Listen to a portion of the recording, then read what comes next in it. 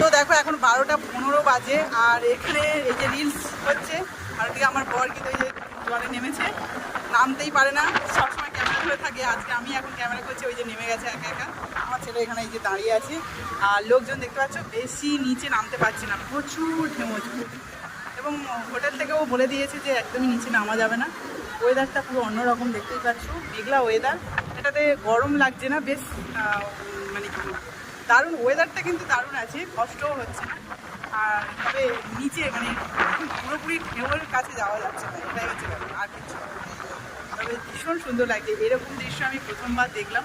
দীঘাতে গেছিলাম, সেখানে কিন্তু অতটা ঢেউ দেখতেই পাইনি, প্লাস ঢেউ খেতেই পারিনি।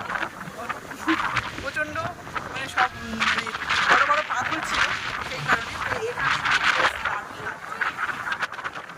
পুরো পাহাড় সমান ঢেউ আসছে।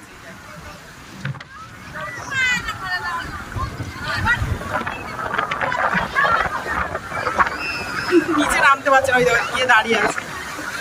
আর এখানে একজন দেখো শুয়ে শুয়ে যে গর্ত করছে, আর আমার ছেলে সেখানে দাঁড়িয়ে আছে। এই দেখ, যা যা খুশি সে করেই যাচ্ছে। আমার পাপা নেমে গেছে, ওই তো পাপা আর সুশান্ত কাকু। কি হচ্ছে